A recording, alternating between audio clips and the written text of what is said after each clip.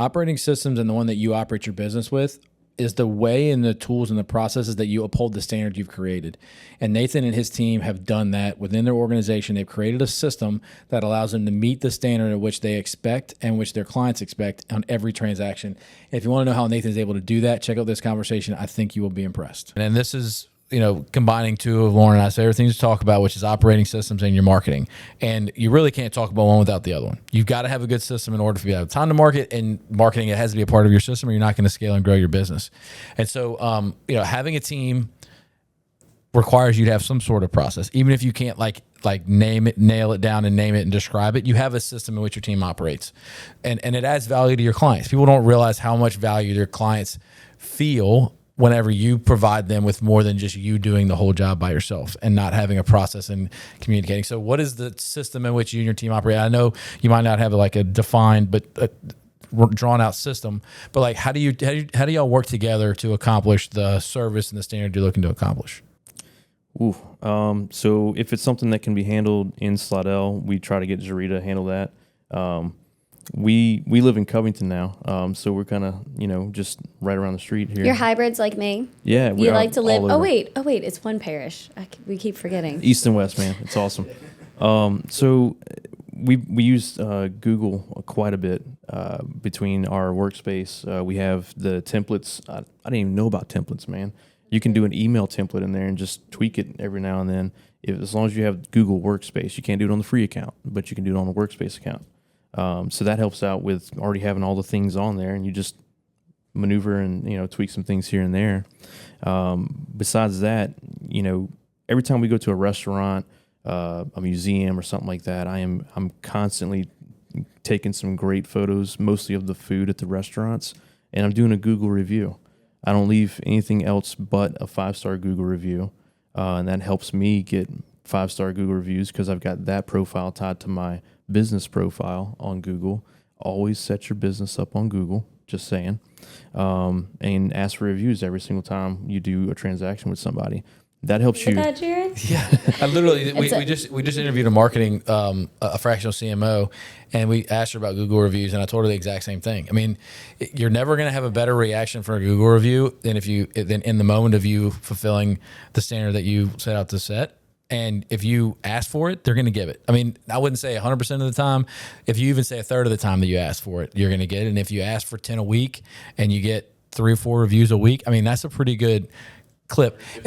Now, and look, at the end of the day, if people are always like, well, I've never worked with that person before, but your Google review doesn't have to be an experience of you offering the direct service, but your Google review can be just discussing you as a person. Like, leave a review, talk about how much that you enjoy working with, knowing me as a person, and that's going to add value and credibility to who I am. It doesn't have to be that you've closed with me. You can say, I know Nathan because he does a great job at the sheriff's department.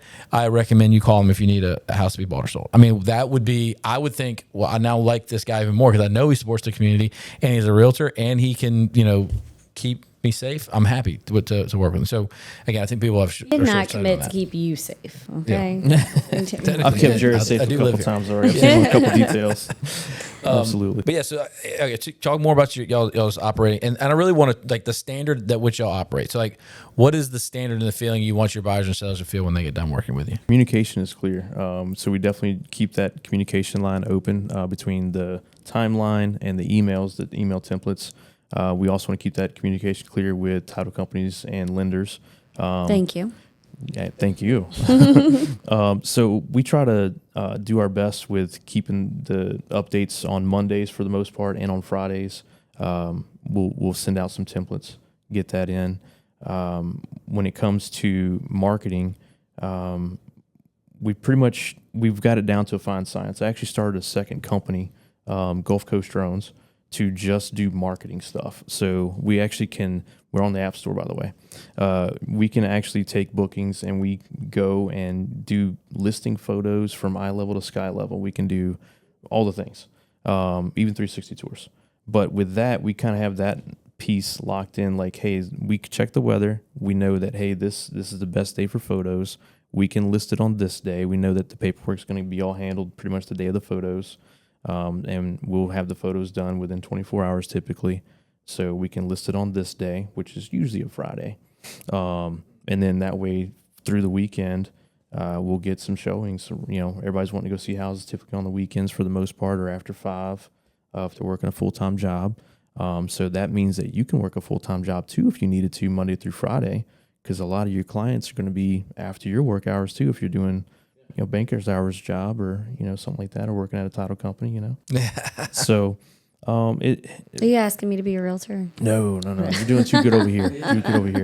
We don't want to compete with you, buddy. Yeah. At all. So the main thing is you want to make sure that, hey, this is coming up, and like next week you got to knock out this certain task. Put that on the calendar, man.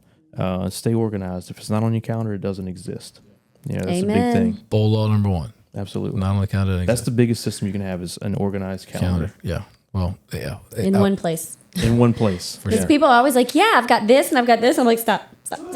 Yeah. One place. And also technology being able to communicate well with your family and your clients and your employees all through your calendar is huge. I mean, everything should live there, and I think, like you said, your day should be filled with what you're going on, so you know where you're going. So, well, cool, man. It was really good chatting with you. I love hearing your story, the success story. I mean, again, I can't talk about how cool it is that we both got started at the same time. I remember meeting you for the first time and seeing you. I remember your goal was to not have to work at that job anymore. And whenever you came to me that next time, the day after you stopped and said, I accomplished that goal, it was really cool. And now you've got side businesses and hustles, and it's not, we also all didn't while talk still protecting the community. Yeah. And we didn't talk about what you're doing for the real estate community. So, if you're a buyer or seller out there and you want to work with somebody who's actually supporting and understanding and learning more about the real estate community, you're a leader in your office at Keller Williams. You're a leader at Neighbor, which is the area board of realtors. Associate broker. So you're giving back, and I think that's huge. Like, you obviously have a giving heart, and it's been fun watching you grow. So I appreciate you chatting with us. Appreciate you too, man. And the first time I met you, I remember seeing your ponytail, and I was like, that's Jared. Every time I saw you after that, I was like, man, that's Jared. But it was a good time. That's why he has it. That's why he has it, yeah. The only reason. I love it. I get shocked every time I see it. Honestly, I don't see it myself as somebody with a ponytail, but like at this point, not going anywhere. So. It's man bun. It's a man bun, yep. I love it. Bun. All right, buddy. Well, thank you. Thanks, Appreciate it. Appreciate you, man. Nathan. Thank you, Lauren.